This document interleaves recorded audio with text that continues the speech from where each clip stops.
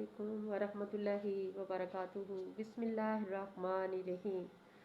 शुरू अल्लाह ताला के नाम से जो बड़ा मेहरबान निहायत रहम फरमाने वाला है। आज हम आपको हज़रत मोहम्मद सल्लल्लाहु अलैहि वसल्लम की तर्ज़ी बयान खुतबत नबवी पे सुनाएंगे और आप इस पर ज़रूर गौर करना और हमारा चैनल सब्सक्राइब किया करना, लाइक करना, शेयर करना। हज़रत मोहम्मद सल्लल्लाहु अलैहि वसल्लम निहायत सादा तरीके पर खुतबा देते थे। आप सल्लल्लाहु अलैहि वसल्लम जब अपने हुजरे से खुतबा देने के लिए निकलते थे तो सलातीन की तरह न आप सल्लल्लाहु अलैहि वसल्लम के साथ चावश होते थे, न आप सल्लल्लाहु अलैहि वसल्लम खुतबा का लिबास पहनते थे। सुभान अल्लाह। हाँ, हाथ में सिर्फ एक आसा होता था और कभी कभी गमान पर टेक लगाकर खुतबा देते थे।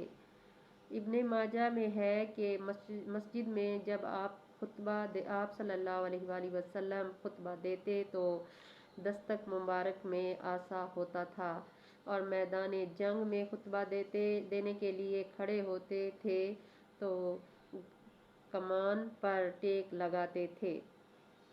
जुमा और ईद का खुतबा तो मतीन था, लेकिन इसके अलावा खुतबे का कोई वक्त मुकर्रर न था। जब ज़रूरत पेश आती आप सल्लल्लाहु अलैहि वसल्लम तैयार हो जाते खुतबे के लिए। यही वजह है कि आप सल्लल्लाहु अलैहि वसल्लम ज़मीन पर, मिंबर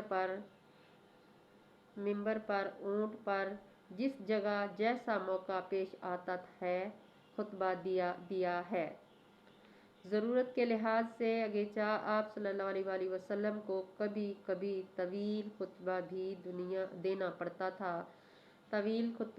पड़ता था, ताहम आप सल्लल्लाहु अलैहि वसल्लम के खुतबे अमूमन मुख्तसर होते थे। मतलब है कि हज़ूर सल्लल्लाहु अलैहि वसल्लम को जब भी कहते कि खुतबे का, तो वो जगह का इंतज़ाम नहीं करता था, टाइम वेस्ट नहीं करता था। जहाँ होता था ज़मीन पे, चाहे मिंबर पे, चाहे ऊंट पर, चाहे जैसा भी, जिस जगह पर भी जगह मिली वहीं खुतबा दे दिया।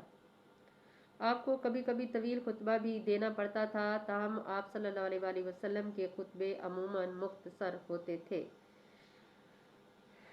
आम नसा और पंदा की बातें गो आप सल्लल्लाहु अलैहि वसल्लम अखबारी फ़िक्रों में बयान फरमाते, लेकिन जब कलाम को ख़ास तौर पर मुअस्सर बनाना होता था तो खुतबे को अमूमन सवाल की सूरत में शुरू फरमाते थे। गज़वा हुसैन में आप सल्लल्लाहु अलैहि वसल्लम ने अंसार के सामने जो खुतबा दिया वो अव्वल से आखिर तक सवाल व जवाब है।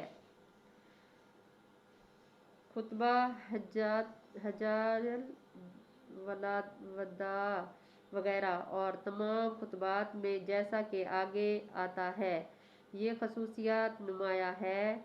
जोश बयान का ये हाल था कि आंखें सुर्ख और आवाज़ निहायत बुलंद हो जाती थी,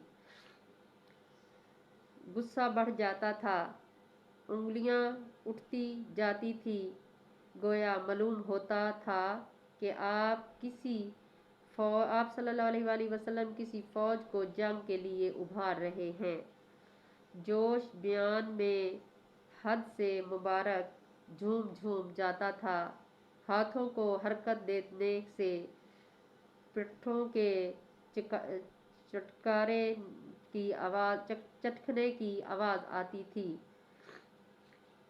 झूम जाता था, हाथों को हरकत देने से पट्टों के चटकने की आवाज़ आती थी।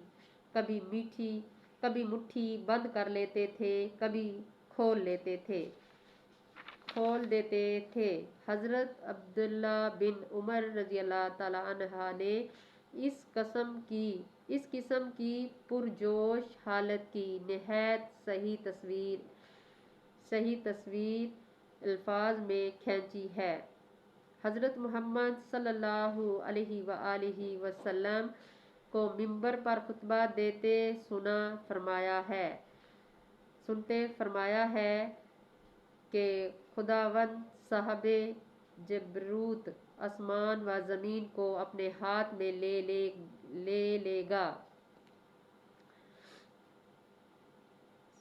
جبروت آسمان و زمین کو اپنے ہاتھ میں لے لے گا۔ یہ بیان کرتے ہوئے آپ مٹھی بند کر لیتے تھے اور پھر کھول دیتے تھے۔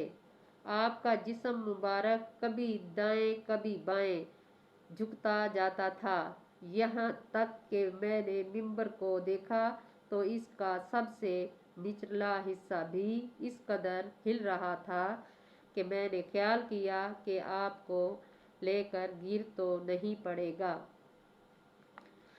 سبحان اللہ۔